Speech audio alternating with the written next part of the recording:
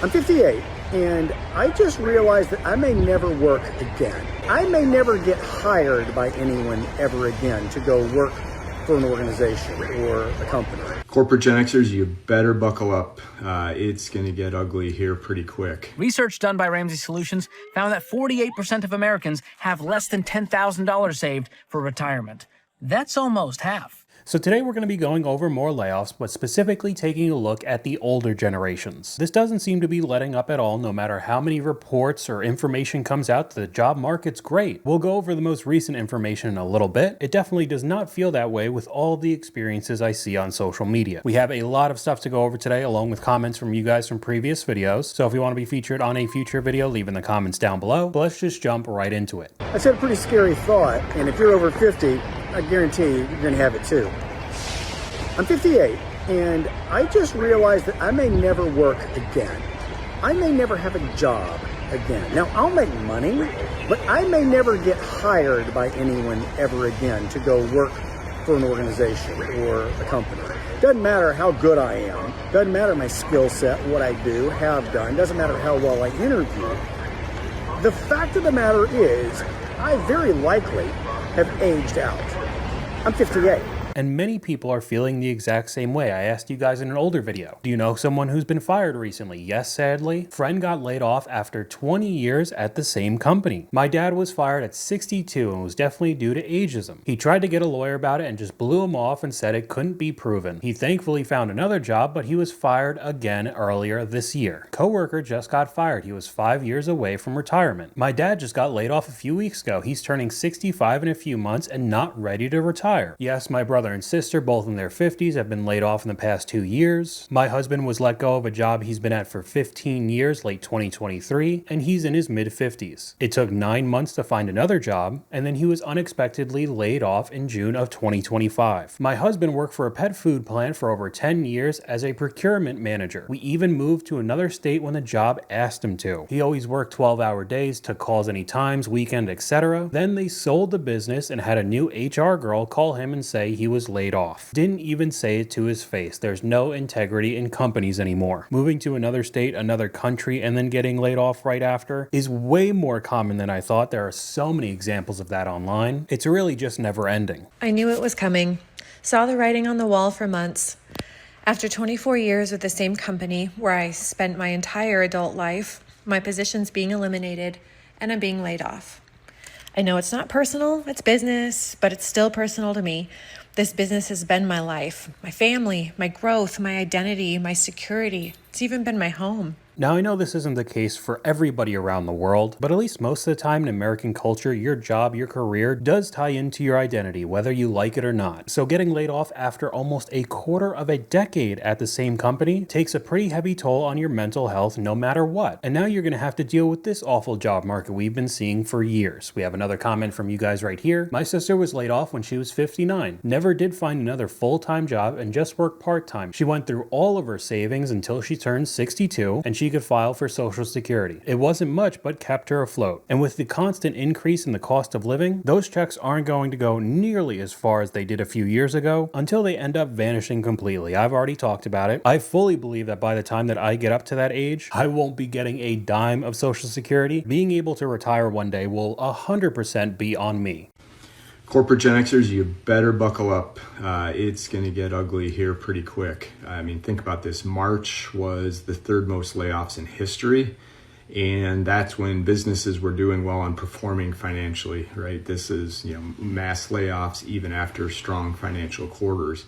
Now with the utter chaos in the stock market and what these companies, do you think they're going to sit still? Absolutely not. They're going to ramp up taking cost out of business. And again, who's going to be the brunt of it? Gen Xers. Because even though you have the most experience, wisdom, etc., they don't care. You're also going to be the most expensive. So if you thought you were going to be able to ride this out, things just took a turn and it's going to accelerate. There's just no doubt about it. Like I said, just look at the last 12 months where a lot of these companies were financially performing well and taking cost, basically people out of the business. It's only going to ramp up. Today is my second day of getting laid off. First time in my life. I'm 50. This happens to every generation that turns 50, sometimes 40. There are younger people who will gladly do your job for less money. Welcome to the reality you never thought would impact you personally. Now, on one hand, I do agree that 20-something-year-olds that just got out of college, that have an absolute mountain of student debt, 5-6 figures, are having very difficult times finding a job. So even if it's significantly less pay, it's better than $0 an hour. While the student debt and every other bill just starts racking up month by month, there needs to be some sort of money coming in. But on the other hand, day by day, we see more jobs being taken away by AI and overseas workers in general for all age groups. So I really don't know what to say other than everything is getting worse. There's just a lot of things going against older workers, right? Mainly the economic dynamic doesn't work out. Older workers cost comparatively more. H-1B workers cost comparatively less, right? And from a capability criteria, right, if you look at recent generations of H-1B workers, their quality and knowledge is certainly kind of catching up. It's pretty good, in my opinion. At least the H-1B colleagues who I've worked with, they're not bad. They're pretty well skilled in the craft. So that's kind of a real rough spot for older employees, and especially older workers who don't sort of have their house in order, right? Like, and there are a lot of people like that. You could have a good engineering job for many years, but due to life happening, you may not have like those savings or investments or anything, at which point you really do need that severance. That severance becomes critical for like your survival, right? So we'll talk about retirement and savings a little bit later in this video. And I know with most of the topics we go over, primarily we're talking about the US, but this problem is happening all over the world as well. UK faces rising job insecurity among older workers. Experts warn increasing layoffs and shrinking opportunities for experienced employees amid economic slowdown. A growing number of workers across the United Kingdom are facing rising job insecurity as companies cut costs and reshape their workforce to adapt to economic pressures. Experts warn that the trend could lead to an unemployment wave among employees aged 50 and above, a group already vulnerable to slower reemployment rates and age discrimination in hiring. And if somebody gets fired at 50, 55 years old, a majority of people cannot just decide to retire. Along with the retirement age constantly increasing, now we're seeing 67, I wouldn't doubt that we see 70 soon. But we got another comment from you guys right here, so let me get this straight. Gen X is being fired, boomers are getting fired,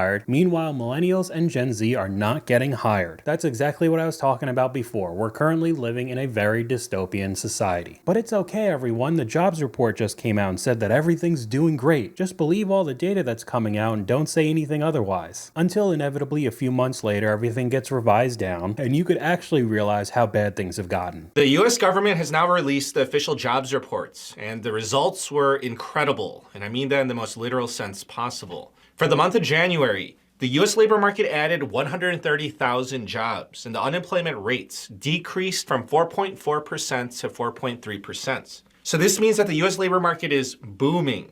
However, there are skeptics out there, which we'll get around to. Now, I want to show you this chart so you can get a sense of how we're trending. 130,000 jobs added. And I just want you to know that we have not seen such good numbers like this for quite some time. But as I said before, there are skeptics, and if that's you, you are not the only one. People are saying that they don't feel that we have a strong economy, we don't have a strong labor market right now. So what is the disconnect? Okay, I'll tell you what the disconnect is, that they may be just fudging the numbers. And I just want to tell you that I'm not making this stuff up. Take a look at this. In addition to the January jobs figures, the government released their most recent revision to prior data. In 2025, the government originally reported that 584,000 jobs were added, they were created in 2025. Now, they just revised it down to 181,000 jobs added for 2025. That revision brings down the jobs added in 2025 by 69%. So how are they off by 69%? And that's exactly why you can't believe any of these numbers. And the best thing is, there's no consequences to just blatantly lying. Imagine if you tried to report on your taxes that you made 70% less than you actually do. What do you think would happen? Of course, you're gonna get audited immediately. But they could come out cooking the books every single month and nothing happens. Eventually, several months later, they'll revise it down to the right number, but at least right now, the narrative looks good, even though everybody seems to be drowning. your job, if you are struggling with pay, they're not giving you any pay raises, you're of a certain age, you feel like if I step out, I'm not really going to get the money that I want, your job knows that. And they're paying you because you are desperate. They know that you're going to accept anything. I got an email today on the Millennial Management Podcast from a woman who has worked at her company for 17 years and is struggling to pay her bills. Her company knows that. They know what kind of salary you have or what they're paying you, period. They know that. But what they're banking on is that you are not going to bet on yourself. Okay? They are banking that your is going to stay up at this job and not leave. I mean, I understand what she's trying to say, but just going on so many people's experiences on social media, there doesn't really seem to be that much of a choice. Of course, if you have some sort of very desirable skills, it probably won't be nearly as hard for you to get another job, but the advice that I'm seeing from people looking for a job in this market, to those that are currently employed, even if it's a place that they don't like, is to just stay at your 9 to 5 right now. At least there's some money coming in. You have a salary. We could take a look at some of the comments from this video. I've been looking on Indeed for months, and I feel like I'm getting nowhere. Would you accept a job at $20,000 less than what you were making before a layoff? After my layoff, I'm seeing two big hurdles for the 50-plus club: ageism and now pay. Here's what gets me. I was underpaid for my entire career. I fought for every 1% raise I ever got. But now, am I to believe that my pay is too high for the market? I guess the corporate plan is have the youngins come in and do it for half the price at a quarter of the knowledge. I don't know. It seems to me that they're trying to use AI as much as possible while also pushing many jobs to overseas employees. I know a $20,000 pay cut is pretty rough, especially if you've been working in that career your entire life, but I still think it's better than $0 an hour. Well, it's a Monday. One for the books, too. I went to work today. I work for a firm, local firm. I've been serving CEOs for the last several years, and I learned today that as part of a deal that's being made, my position is not going to survive the deal. How about that? And no matter how long you work for the company, you're still just a number, whether you eventually get laid off or retire. We could take a look at a comment from you guys right here. I knew a gentleman at the company I used to work for who had been in the industry longer than I've been alive. When he decided to retire, we threw a little party for him, made him a card, and said goodbye, and that was that. He was replaced in a week, and later he was never spoken of again. And this is the best we could hope for. It's pretty abysmal. Companies are not your friends. Focus on your family and friends. And I think that is one of the good pieces of advice the younger generation is taking from older workers. They already know there's no company loyalty, so you're just there for a check. I've had people that have worked for a company for 50 years retire and they barely even get an email sent out. Like, the companies do not give a about us at the end of the day. Nah. And they can say, oh, we're here for you this, we'll give you these perks and benefits, blah, blah, blah. But at the end of the day, like, you should never allow work to get to you so bad that it's literally emotionally pulling you apart. Again, I've seen a lot of comments from people overseas in Europe, anywhere else basically other than the US, saying that their work culture is way different than Americans because we do tie it into our identity, our self-worth quite a bit. I got laid off this week, and I'm not smiling because it's funny. I am smiling because it is so incredibly ironic. Settle in for a story time. On Wednesday morning, you might have seen my last post, which I usually do from my car on the way to the office. And it was all about what are the 3 things you need to do if you get laid off? Like, what are the first 3 things you need to do?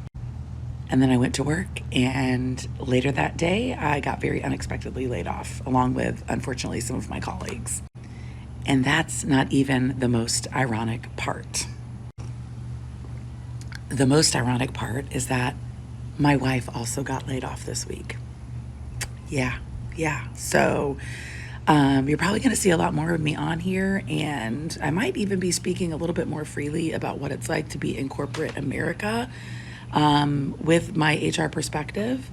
And here we are. So Happy first day of unemployment. Okay, so I wanted to put this clip in the video because of what she said at the end, that she would be speaking more freely about corporate America being in HR to everybody on TikTok, on social media. And honestly, I don't think that's a good idea if you're still looking for a job. I have an entire series on my second channel of people getting fired because of their TikToks, whether they're recording while they're on the clock or they just have their uniform on. Companies 100% look at your social media and can definitely affect your current job or your future job. So at least in my own opinion, I think you should steer clear of this type of content, especially if something goes viral. I still remember that girl, Brittany, who recorded herself getting fired over Zoom call. It got millions of views, I think tens of millions of views. And because of that, it was incredibly difficult to find another job after that. No company would want to deal with the possible drama she'd put up on her TikTok. And we got another comment from you guys here. People need to remember that jobs do search your social media. When I decided to work after retirement, I scrubbed everything that could be used against me before I started looking. And there are entire companies that could be hired by potential employers to be able to search through everything you've put up on social media. It is way harder than you think to be anonymous.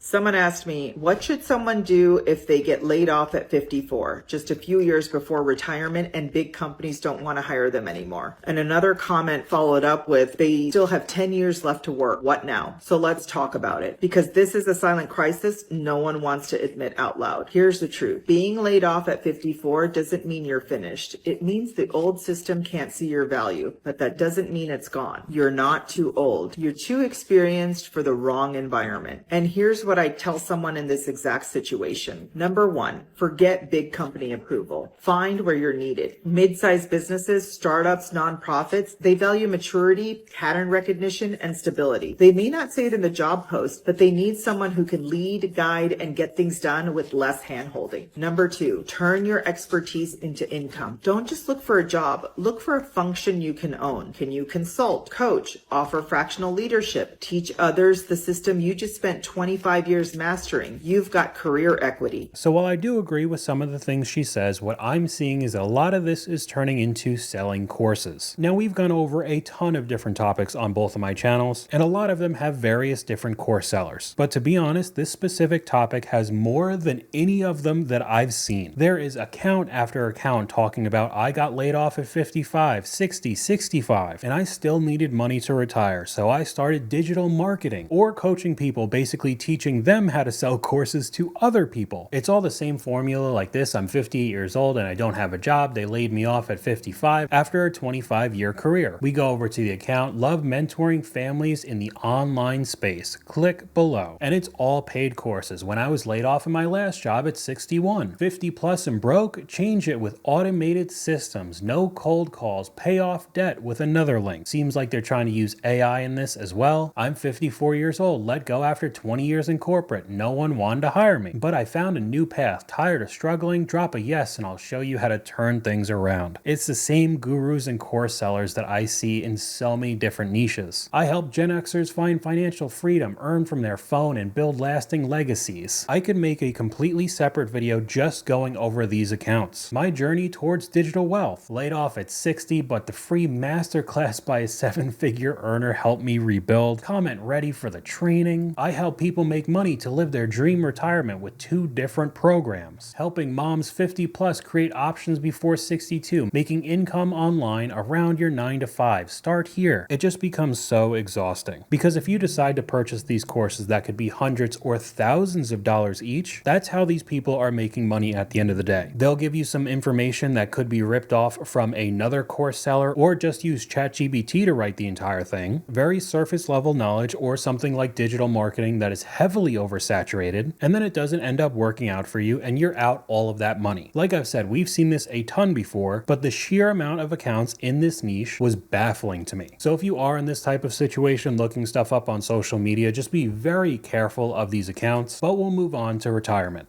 So the full retirement age is increasing, and you now have to wait until you're 67 years old. This is due to a 1983 overhaul of the Social Security program, which gradually raise the retirement age. Since 2021, the full retirement age, or FRA, has been increasing 2 months every year. So as of now, November of 2025, if you were born in 1959, you can get FRA benefits at 66 years and 10 months old. When the final increase goes into effect next year, people born in 1960 or later will hit FRA at 67 years old. And then to add on to it, when you start seeing the stats of how much people have saved when they start getting into that age, along with all the layoff horror stories we've already seen, this gets a whole lot worse. According to the Fed, only around 3% of U.S. adults have $1 million saved for retirement. And that's about as depressing as realizing you're now the age where you can injure your back while sleeping. But honestly, I'm not that surprised.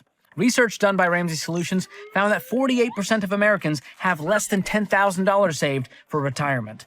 That's almost half. And according to the Fed, 26% of non-retired Americans have $0 in any kind of retirement account. That's just sad. And I don't want you to become part of that sad stat.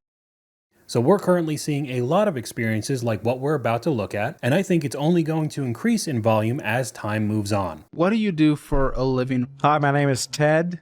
I'm 62 years old, and I'm a retail manager. You have a master's degree? Yeah. What are we making as a retail manager? $21 an hour. My wife, she makes a little more than me. I'll be honest, in terms of stacks of paperwork, I mean, this thing's a brick. Like, this is a whole... Right?